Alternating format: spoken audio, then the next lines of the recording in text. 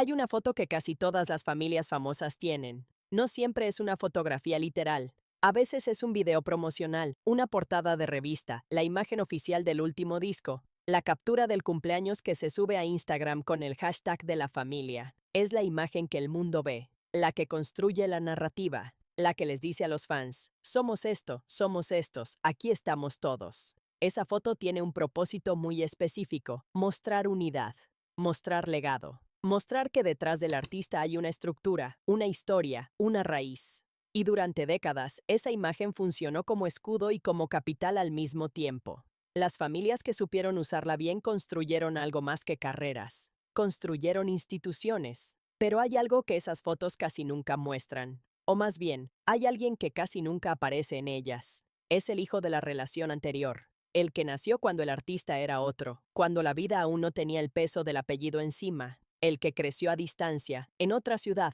en otra casa, con otro ritmo. El que lleva el mismo apellido pero no el mismo acceso. El que sabe que es parte de algo grande pero que nadie le diseñó un lugar dentro de ese algo. En la industria de la música mexicana, en el regional, en la ranchera, en los géneros que se construyeron sobre valores de familia, honor y tradición, ese personaje ha existido siempre. Solo que raramente se cuenta su historia con la misma profundidad con que se cuenta la del artista que aparece en el cartel. Esta es esa historia, no de uno solo, sino de varios. Porque el patrón se repite con una regularidad que dice algo importante sobre la industria, sobre los hombres que la construyeron, y sobre lo que cuesta vivir en los márgenes de un apellido que pesa mucho. Para entender por qué este patrón existe en la música mexicana con tanta frecuencia, hay que entender cómo funciona la industria desde adentro. Los grandes artistas del regional y la ranchera construyeron sus carreras en un contexto donde la gira lo era todo. El dinero venía de los conciertos, de las ferias, de las plazas. Un artista que tocaba 300 días al año era un artista que ganaba. Y ese ritmo de vida, que en los años 70, 80 y 90 no tenía la moderación que da el acceso a la tecnología, a los terapeutas, a las conversaciones públicas sobre salud mental, producía un tipo de hombre muy específico. Un hombre presente en el escenario, frecuentemente ausente en el hogar. Las relaciones que surgían en ese contexto tenían una característica común. Eran difíciles de mantener. La primera esposa, la primera novia, la primera relación seria, cargaba con la ausencia crónica mientras el artista estaba en carretera. Cuando esa relación terminaba, y muchas terminaban, quedaba con frecuencia un hijo que el artista reconocía, en el mejor de los casos, con el apellido, pero que crecía lejos, con la madre, en una realidad que no siempre tenía que ver con el mundo del que venía el padre. Y cuando el artista formaba una segunda familia, más estable, más documentada, más visible, esa primera historia quedaba en segundo plano. No necesariamente por maldad, a veces simplemente por la lógica de los sistemas. El que está presente construye, el que está lejos queda fuera del cuadro. El resultado, multiplicado en décadas de industria, es una lista larga de hijos que vivieron exactamente eso. Que tuvieron el apellido pero no siempre el acceso. Que sabían de qué familia venían pero no siempre tenían lugar en la mesa. Que cargaron un nombre que abría algunas puertas y cerraba otras. Porque ese nombre venía con expectativas que nadie les había explicado del todo.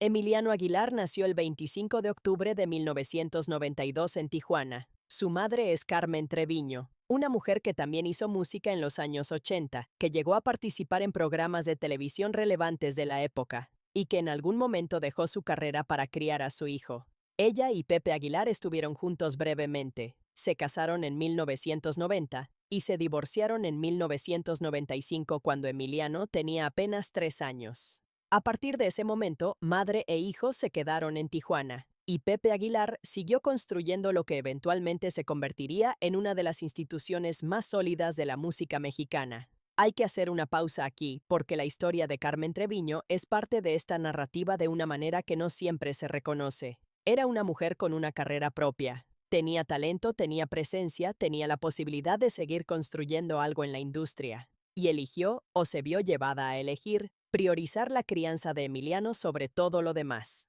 Lo que hizo con eso no es un sacrificio menor.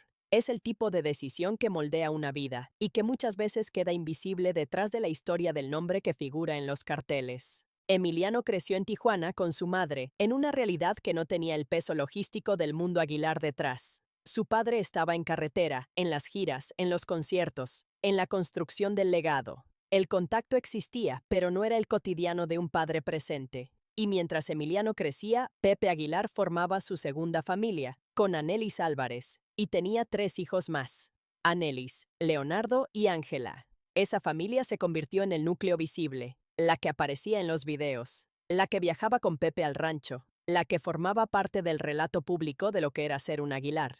Emiliano no era eso. No completamente. Llevaba el apellido, pero desde afuera del cuadro. Cuando cumplió 18 años, tomó la decisión de mudarse con su padre. Esa decisión, que en otro contexto sería simplemente un hijo adulto conociendo mejor a su papá, resultó ser más complicada de lo que parecía. Porque la casa a la que llegó no era solo la casa de su padre, era la casa de Anelis Álvarez y de sus 3 hijos. Era un sistema ya establecido, con sus propias reglas, su propia dinámica, su propia jerarquía. Y Emiliano llegó a ese sistema como alguien de afuera que intentaba encontrar su lugar en algo que ya estaba completo sin él. Lo que él mismo ha contado en años recientes, en distintas entrevistas, pinta un cuadro que es incómodo de escuchar, pero que tampoco sorprende cuando se conoce el contexto, que no tenía el mismo trato que los hijos del matrimonio oficial, que había reglas que para él eran distintas, que el acceso a cosas tan básicas como la cocina de la casa estaba mediado por la presencia de su madrastra, que en casa de su propio padre no siempre se sentía en casa. Hay un detalle que se mencionó en declaraciones recientes que tiene esa cualidad específica de las cosas pequeñas que dicen todo, que Emiliano recibía sándwiches de crema de maní mientras los empleados del hogar comían comida caliente. No es un detalle dramático en el sentido cinematográfico. No hay golpes, no hay gritos. Pero hay algo en esa imagen, el hijo del artista recibiendo menos que los trabajadores de su propia casa, que concentra el patrón completo. Es la diferencia entre estar dentro y estar afuera, entre pertenecer de nombre y pertenecer de hecho. El episodio de la boda de Ángela fue quizás el momento que más dijo públicamente sobre esta dinámica. Cuando Ángela Aguilar se casó con Cristian Nodal, Emiliano, su hermano mayor, el hijo mayor de Pepe Aguilar, no estuvo entre los invitados. No hubo una explicación oficial que tapara el detalle con una narrativa cómoda. El hermano mayor no estaba en la boda de su hermana. En una familia que construyó su imagen sobre el legado y la unidad, esa ausencia habló más que cualquier comunicado. Y Emiliano desde entonces ha dejado de proteger el silencio que se le pedía implícitamente. Ha dado entrevistas, ha dicho cosas concretas, ha nombrado situaciones con palabras directas. No porque quiera destruir a su familia, o al menos no hay evidencia de que ese sea su objetivo, sino porque, como ha repetido en distintas formas, llegó a un punto en que el costo de callarse se volvió mayor que el costo de hablar.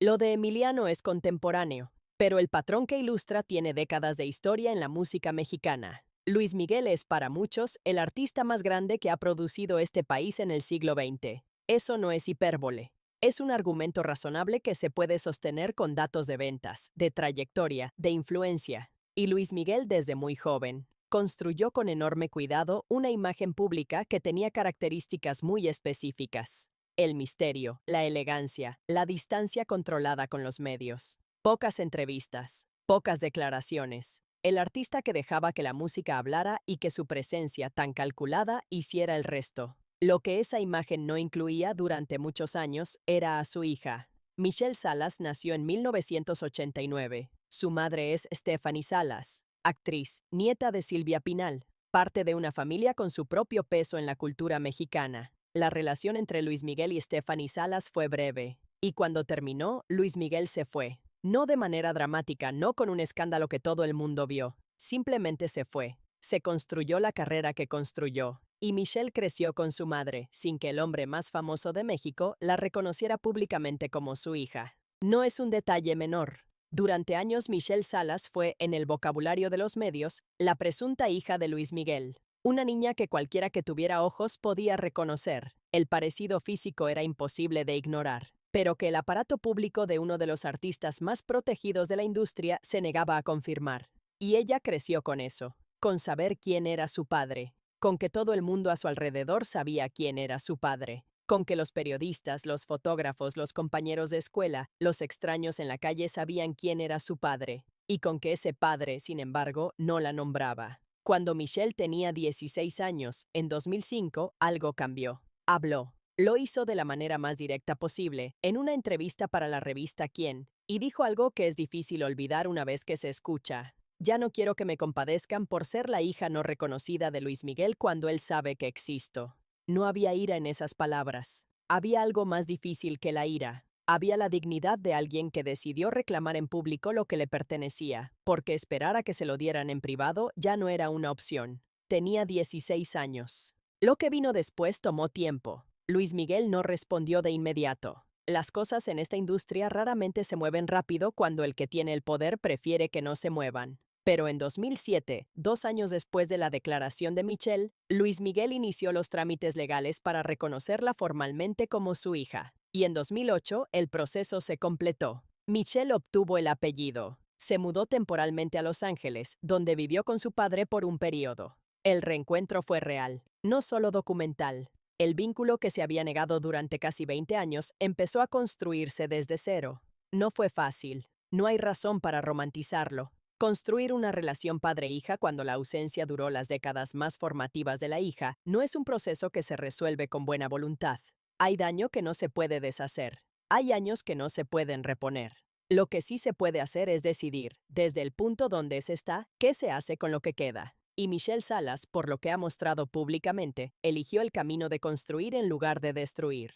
En octubre de 2023, se casó en la Toscana italiana con Danilo Díaz Granados. Y entre las imágenes que circularon de esa boda había una que concentraba toda la historia de una manera que ningún texto podría mejorar. Luis Miguel, el hombre que no la nombró durante casi 2 décadas, abrazado a su hija en el día de su boda. Y ella, publicando esa imagen con 3 palabras.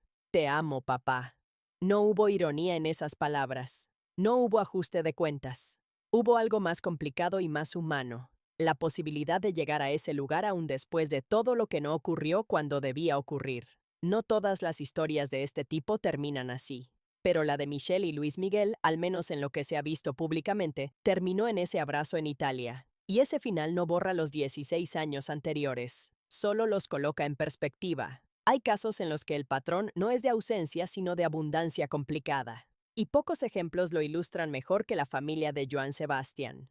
Joan Sebastián, cuyo nombre real era José Manuel Figueroa Figueroa, fue uno de los compositores más prolíficos de la música mexicana del siglo XX. Escribió canciones para artistas que definen el catálogo del regional mexicano. Ganó premios, llenó estadios, construyó una carrera que se midió en décadas. Y en su vida personal fue también prolífico de una manera que el propio artista no solo reconoció, sino que en muchas ocasiones celebró abiertamente. Joan Sebastián tuvo 8 hijos con al menos 4 mujeres diferentes. Con su primera esposa, Teresa González, tuvo 3 hijos: José Manuel, Juan Sebastián y Trigo. Con la actriz costarricense Maribel Guardia tuvo un hijo, Julián. Con Alina Espino tuvo gemelas, Marcelina y Juana. Con Erika Alonso tuvo a Juliana. Y antes de todo eso, en 1988 ya había tenido a Zarelea Figueroa con María del Carmen Ocampo.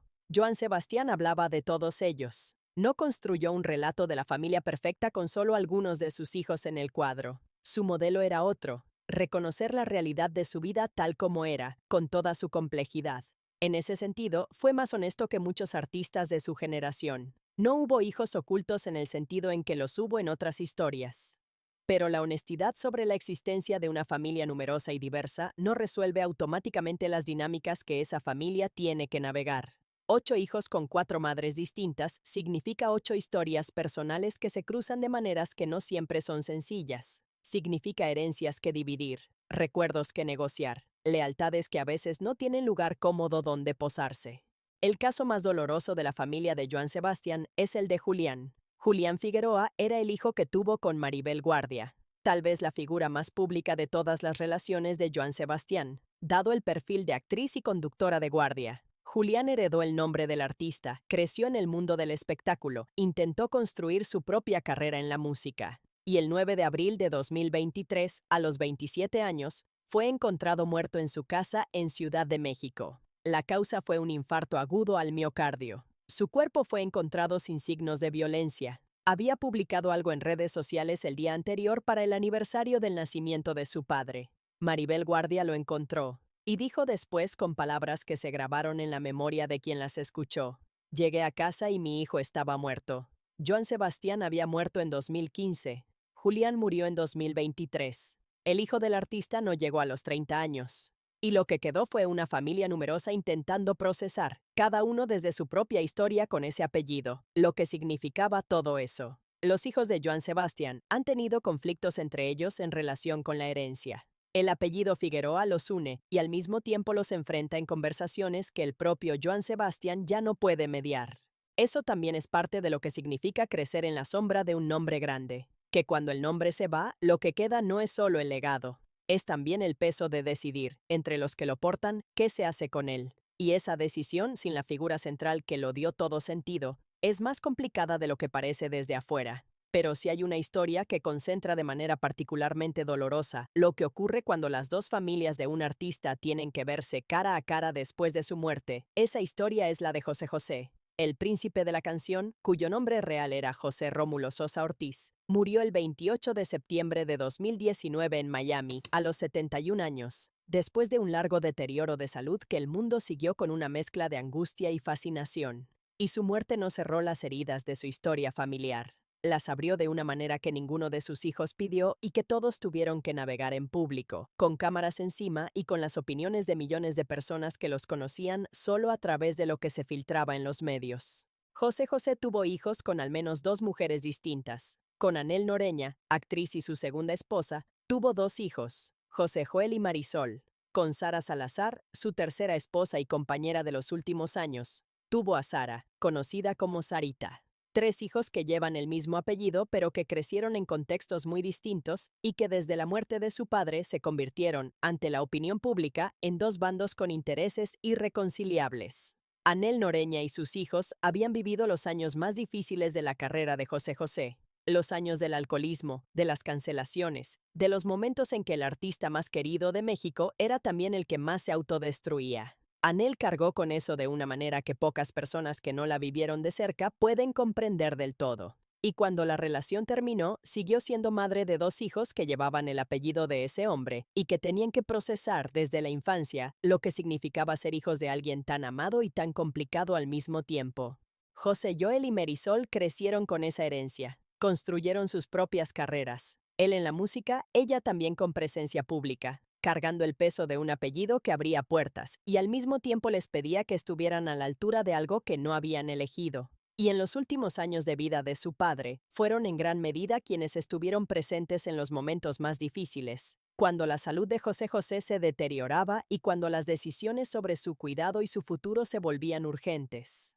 Sara Salazar y su hija Sarita vivían en Miami, y cuando José José murió, la distancia geográfica entre los dos grupos de hijos, los de México y la de Miami, se convirtió también en una distancia narrativa. Dos versiones del mismo padre, dos experiencias de lo que fue estar cerca de él en distintos momentos de su vida, dos reclamos sobre quién lo conoció mejor, quién lo cuidó más, quién tenía el derecho más legítimo a su memoria y a lo que dejó. La disputa por la herencia fue pública y prolongada. José José dejó una herencia que incluía los derechos sobre sus canciones grabadas, una casa en Miami y una participación en los derechos que Televisa tenía para producir una serie sobre su vida. El valor total de esos activos no era exorbitante para los estándares de lo que se imagina cuando se habla de un artista de su nivel. Aproximadamente $1,500,000 más los royalties. Pero la batalla legal por ellos duró años y se llevó a cabo en dos países al mismo tiempo. Anel Noreña ganó una batalla importante cuando la compañía discográfica que administraba los derechos de las canciones de José José la reconoció como la persona con derecho a recibir los royalties, 20 millones de pesos que se le pagaron como resultado de ese reconocimiento. Pero Sara Salazar y Sarita no aceptaron ese resultado. Se presentaron ante una corte en Miami para ser declaradas las únicas herederas legítimas, argumentando la existencia de un testamento más reciente que el que había presentado Anel, firmado en Estados Unidos. El proceso legal se extendió más allá de lo que cualquiera de sus hijos habría querido, y lo que quedó después, más allá de los documentos firmados y los dineros transferidos, fue algo que uno de los portales que cubrió el caso describió con una precisión que no requiere mucha elaboración. Los herederos que pelearon la fortuna de José José ahora no quieren ni verse. Tres hijos del mismo hombre que, después de años de disputas sobre dinero y memoria y derecho a ser reconocidos como familia, llegaron a un punto en que el apellido que comparten ya no es suficiente para que puedan estar en el mismo cuarto.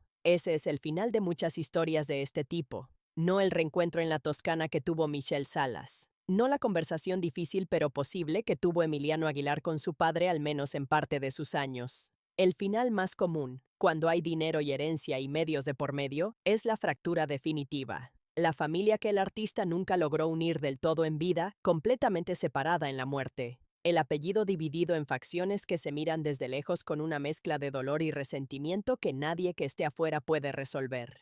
José José cantó durante décadas sobre el amor y el desamor, con una sinceridad que le ganó la fidelidad de generaciones. Pero la historia de sus propios hijos, los que no caben en el mismo cuadro, los que no pueden estar en el mismo cuarto, dice algo sobre la distancia que puede existir entre lo que un artista expresa en sus canciones y lo que construyó o no construyó en su vida privada. No es una acusación. Es una observación sobre lo humano que son estas historias, incluso cuando el protagonista central era alguien cuya voz le llegó a millones de personas como si les hablara directamente al corazón. Si hay un caso en la historia de la música mexicana que concentra la pregunta de quién cuenta como hijo de una manera que ningún otro caso iguala, ese es el de Juan Gabriel. Alberto Aguilera Valadez, Juan Gabriel para el mundo. Es, sin exageración posible, una de las figuras más importantes de la música popular latinoamericana del siglo XX. Su catálogo es inmenso, su influencia imposible de medir del todo. Y su vida personal fue, durante décadas, un territorio que el artista protegió con el mismo cuidado con que otros artistas protegen sus contratos o sus patrocinios.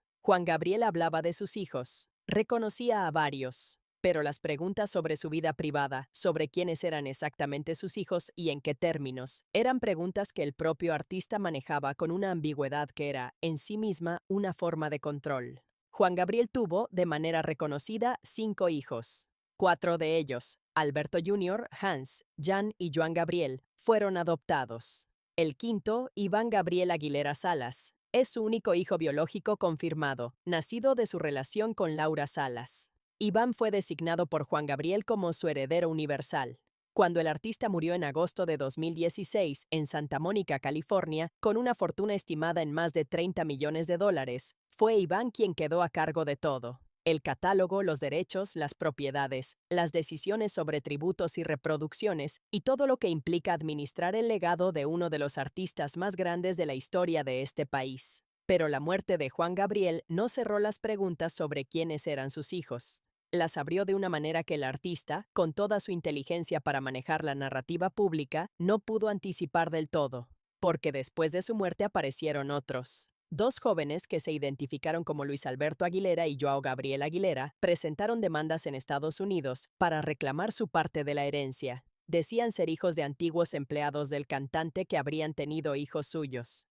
La familia de Juan Gabriel respondió con impugnaciones y litigios. En total, se iniciaron 10 demandas civiles y 10 demandas penales relacionadas con el testamento del artista. 10 demandas civiles, 10 demandas penales, para proteger el legado de un hombre que construyó canciones sobre el amor y la pasión y el dolor humano. Iván Aguilera, el heredero designado, se encontró de pronto en el centro de una red de disputas legales que no pidió, administrando un patrimonio artístico inmenso, tomando decisiones sobre qué tributos se autorizan y cuáles no, cuáles versiones de las canciones pueden circular y cuáles se frenan. Todo eso mientras al mismo tiempo enfrenta impugnaciones de personas que dicen ser sus hermanos y que el sistema legal tiene que determinar si lo son o no. El catálogo de Juan Gabriel sigue vivo, sigue circulando, sigue generando dinero y emoción. Pero la historia de quién tiene derecho a ese catálogo todavía no tiene un capítulo final. Hay algo en la historia de Juan Gabriel que habla directamente a lo que pasa cuando el artista no puede hablar por sí mismo. Cuando vivía, él era quien decidía qué se contaba y qué no. Su manejo de la narrativa pública era magistral, pero la muerte no respeta esas habilidades. Y lo que queda después, los conflictos sobre la herencia, las personas que aparecen a reclamar un lugar en la historia que no estaba en el relato oficial, los hijos que se encuentran peleando no solo por dinero, sino por el derecho a ser reconocidos como parte de algo. Todo eso es el resultado de un patrón que el artista, como muchos otros, construyó durante décadas y que al final tuvo que enfrentar la realidad que no pudo controlar. Lo que Emiliano Aguilar, Michelle Salas, los hijos de José José, los hijos de Joan Sebastián y los hijos de Juan Gabriel tienen en común no es la pobreza ni el abandono en el sentido más dramático. Hay casos de distintos niveles socioeconómicos aquí. Lo que comparten es algo más específico. La experiencia de llevar un apellido que tiene peso sin haber tenido siempre el acceso que ese peso implica. De saber que forman parte de algo importante sin que nadie les haya explicado exactamente qué lugar ocupan en ese algo. De crecer en los márgenes de una narrativa construida por otros, el padre, el manager, la prensa, la industria, y tener que decidir en algún momento si aceptan esos márgenes o si salen a reclamar su propia versión de la historia. Esa decisión, cuando se toma, casi nunca es cómoda. Emiliano Aguilar habla y el mundo lo llama problemático. Michelle Salas reclamó públicamente a su padre a los 16 años y el mundo la llamó atrevida. Los hijos de José José pelearon la herencia de su padre y el mundo los llamó interesados.